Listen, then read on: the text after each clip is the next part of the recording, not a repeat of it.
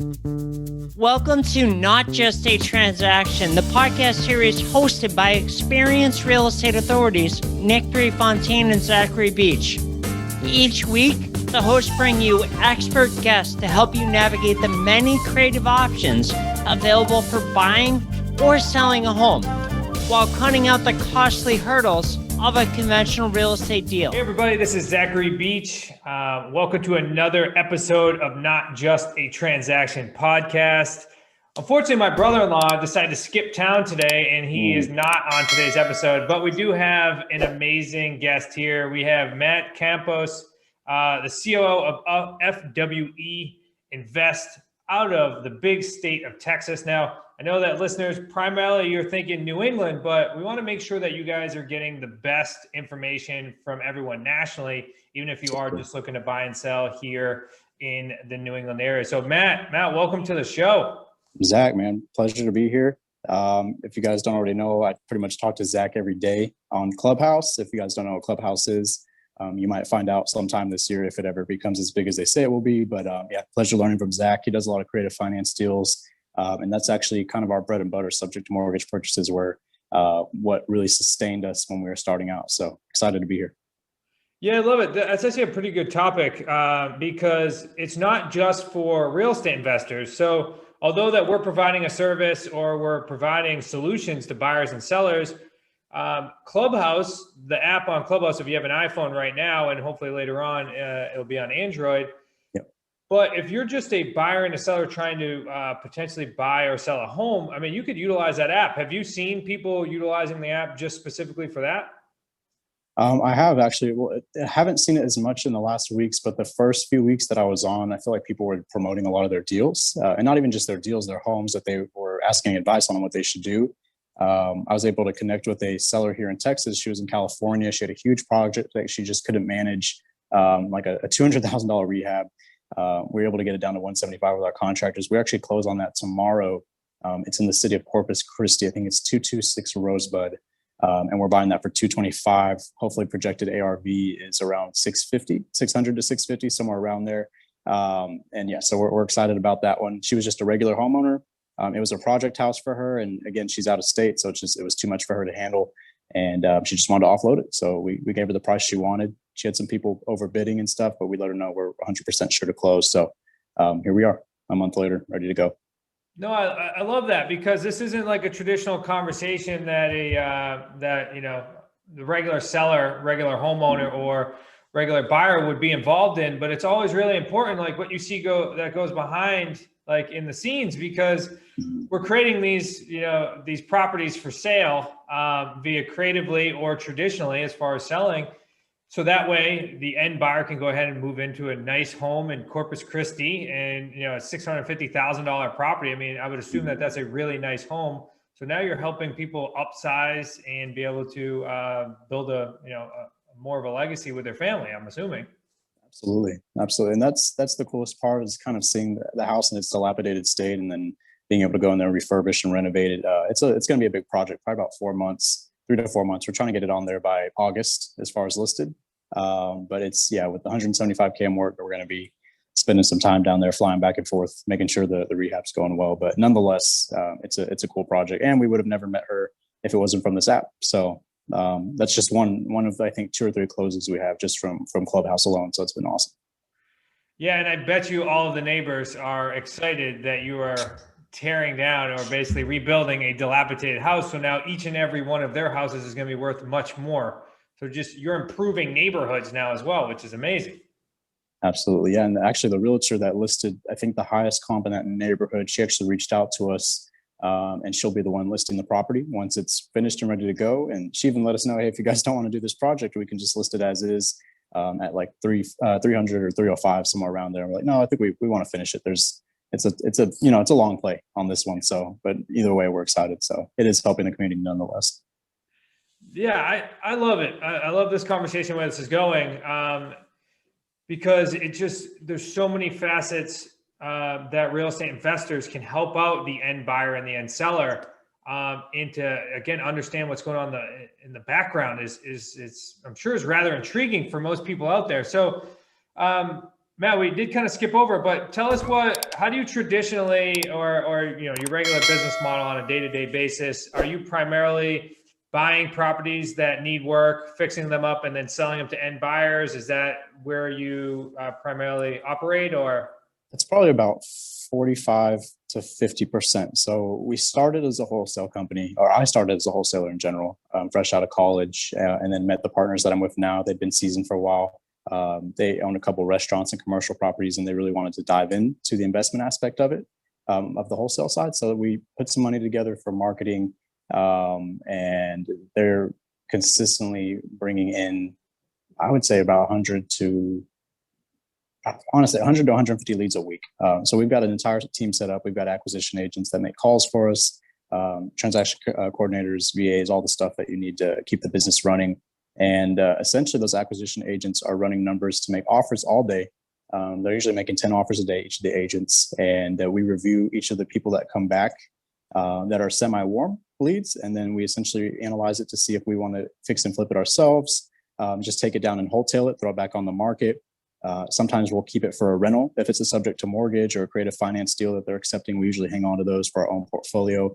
And then if it's just too slim, but we know an investor might pick it up for those same reasons that we just couldn't make work, we'll assign it to an investor. So assigning is usually the last resort. If we can take it down and make some more money on it, that's our first priority. But yeah, essentially that's where we are on a day-to-day basis. That's Monday through Friday. Our agents probably make anywhere from 30 to 50 contacts minimum a day. So there's a lot of behind the scenes it takes to actually get these deals in a lot of different markets. As far as marketing avenues, we use text blasts, RVMs, mailers, bandit signs, postcards, like everything you can think of. We pretty much have dove into SEO as well. So there's a lot of money that goes into bringing in these leads, but as long as it's bringing in some return, we see it as a positive. So as of right now, cost per acquisition is around $2,800 per lead that closes, and the average closing fee on the assignment is anywhere from 12 to 15,000. The average fix and flip profits anywhere from 45 to 50. So that's kind of how we've been running for the last 2 or 3 years now. Yeah, and what that means this is all great stuff. So you guys are hearing exactly how a real estate investment business, especially in Matt Campos' niche, operates. So this is good stuff, because if I'm sitting there and I'm a seller, I'm like, so these are the people that are constantly sending me text messages, ringless voicemails, and mailers. Yes. So, and I think what's important is the perspective, because now it's, hey, I understand that they're operating a business, so they're trying to find houses in which they can improve, to be able to improve a neighborhood, and then to be able to help out buyers to be able to go buy more properties, because right now, across the nation, we're in a housing crisis, so there's not enough houses on the market. So I think this is great perspective, because it's most sellers would just think, hey, these guys are just trying to make money. It's all about the money. All they're doing is bothering me because they just want to sell my house or buy my house for super cheap. But it's all that additional love and labor in which you guys put into to be able to expand and help out neighborhoods that originally had crap properties that nobody wanted to see anyways. And now all of a sudden you get improvements of values in each and every neighborhood. And now the seller that was annoyed from the ringless voicemail has now just improved their equity in their property. So it's pretty cool to see this full circle. It is. And you have a lot of institutions that come in and do the same thing. I mean, we saw Open Doors, all the stuff that's kind of backed by major banks that have a lot of play money. We've seen those properties. We've seen the rehabs they do. They're very, they're very level one. They're not done very well. They throw the houses back on the market for full retail, and it's just a very builder grade rehab. And so that's why we really like kind of fine tuning these houses that we update, because it's almost like a custom touch. And honestly, it kind of sets the tone for the neighborhood as far as that ARV, reaching that high number for that square footage or price per square foot. So we love the rehabs we do, man. We've taken on some bigger ones this year. We have one that's about to be listed next week in North Dallas. I think we're listing it just under $1 million, and we closed at 576 with about 80K in work. That one's super exciting because we had to raise the ceilings, had to gut the whole house. Super expensive flooring, painted the brick. Just everything you could do to kind of bring in that higher end buyer. And I think those are the fun projects now. At first it was the little houses with that we'd go in and make it very basic, but now that we're kind of moving up into the high-end homes, those are a lot of fun. And it's a different kind of buyer. So you got to, fine tune it to make it appealing to them. Yeah, no, it's awesome. I love to see the journey. You mentioned some other institutionalized like companies doing the same thing. And I could see if you're not watching this and you're hearing this, I could see Matt's face when he was talking about it. And that is, so what makes you different versus these institutional companies as well? Like, why would somebody work with you if they're a seller versus somebody else? I think there's a personal aspect to it. We do deals out of state, so that is a little bit different. A lot of our multifamily acquisitions are out of state, but the local single family purchases that we actually fix and flip, we're local. It's hard for these Zillow corporate companies to actually send somebody out they talk to on the phone. Usually it's just some boots on the ground guy that's going to take measurements and get pictures. But we're local. We have a story here. We've had houses here. Articles here, all sorts of things that we can kind of relate to with the people that live here. And it's a personal touch that I feel like most homeowners want when they're dealing with their biggest asset to their name, that they're going to be selling to you. So I think that's a huge thing. Also, we have done partnerships with sellers in the past. If we can't meet the number that they're wanting, we've came in a few times, made the repairs, got them the number that they are wanting, and told them, hey, anything over that we're going to keep as profit. And we'll list it for you. We'll do the repairs, nothing out of pocket for you. So we've done that a few times for the people that want full retail, but that's another kind of personal touch that a lot of those corporate companies won't offer. And usually those corporate companies will lock somebody in at a price they want. And then right before closing, they'll hit them with a list of repairs or a list of fees. And it kind of just takes away from their overall profit. And I've heard that story many times from people that have sold to, I won't listen to companies like I did earlier, but there's a lot of them that kind of offer that option. Yeah, don't worry. There'll be like tens of thousands of listeners and the owners of Zillow and Open Door and all of them will hear this, Matt. So, no, I love it because we're a family run and owned company and have, I've been doing real estate transactions. A lot of people come to us because they like that personal touch and that makes a huge difference to be able to help somebody through a very strenuous process, which is selling a home and buying a home, and to have somebody kind of hold your hand through that process makes it's worth tens of thousands of dollars in their eyes. Making Absolutely. a transition. Well, we're rolling up closer to the end of this podcast, and it is called the Not Just a Transaction podcast for a reason. So if you could tell us a story of maybe a transaction, you working with a buyer, you working with a seller that didn't go so smooth, and how you were able to, or why you and your team kind of went out of your way in order to make sure that this thing happened. I'd love to, man. I'm actually going to disappear from the video for a second so I can pull up the exact address. Give me just a second, just in case anybody wants to look it up. Give me just a second. It's in Colleyville, Texas, kind of a higher end area near South Lake. And just a quick little backstory. The lady was behind on her mortgage. Her husband had left to India. He was supposed to come back and I guess just never came back. And she was stuck with a double mortgage payment.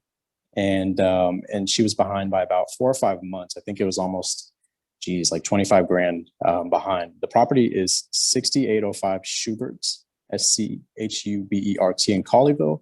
And we were looking at it and she was only wanting like 650,000, something around there.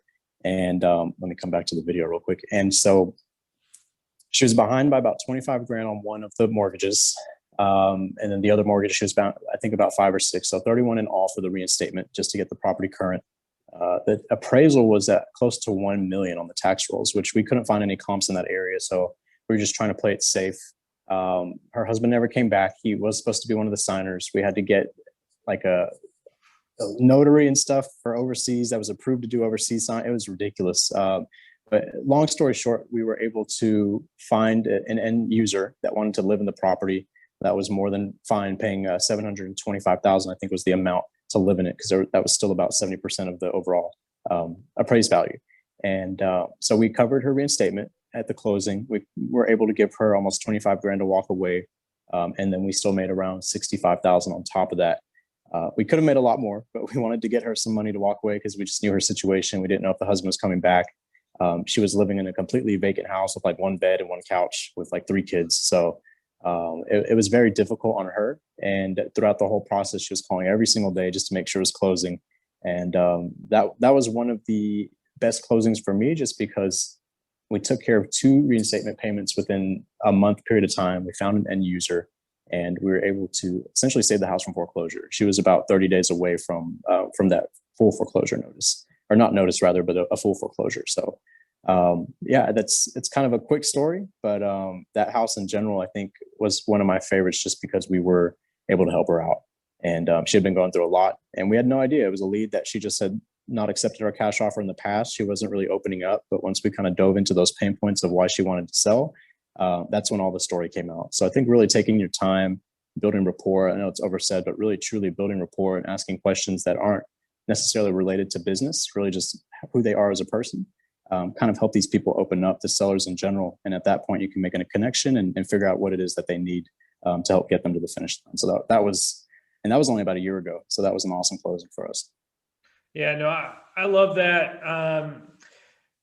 My question, like adding to that story, is, why go through all of that? Why is it not just a transaction to you? Like, why put in all that effort? Absolutely. Well, if we didn't find an end user or end buyer, we were just going to list it. And it was a beautiful home. Like it was something that we probably could have turned into an Airbnb. It's in a very nice area. A lot of athletes live in that city from the Cowboys and stuff. So we probably could have found someone that could have rented it out. So essentially it's a subject to mortgage. So we took over the loans of hers, and that's not why I think we kept it, because she had a very good interest rate. She was behind by about 5 or 6 payments, but I think that low interest rate and being able to take over that for her and kind of get that heavy load off her shoulders, which she was paying by herself with no money, was a relief to not only her, but to her kids as well, which were really just had no idea what was going on. They really, anytime we were there, they had no clue that they were about to lose their home, which is, it's pretty frightening for a family and her to have to cover that up for 6 months almost. Well, there you have it, folks. Both buyers and sellers out there listening, Matt Campos is somebody that wants to get you to the finish line. And this is not just a transaction for him. It is rather important that he helps each and every party involved. And that's why he is on the Not Just a Transaction podcast. Matt, thanks for stopping by. I appreciate you having me on. Zach, I appreciate you, man. Thank you so much. Always love hearing from you in the mornings, man. And hopefully we can talk some creative finance deals in the future, because those are my absolute favorite. Oh, I love it. So if you're out there and you're listening, both buyer and seller, and you want to get a hold of or speak with myself or my brother-in-law, Nick, and work with our family company, just go to prepropertysolutions.com/podcast. Go use the contact us form. Also, if you're listening here on iTunes, Spotify, whatever's your choice, please go ahead and make sure you review and comment. And that way we continue to bring you the best show here for Not Just a Transaction. Enjoy the rest of your Wednesday, and we'll see you next week. Thanks for listening to another episode of Not Just a Transaction. If you want to learn more on selling a home, buying a home, or resources to learn more, head on over to our website at originalre.com.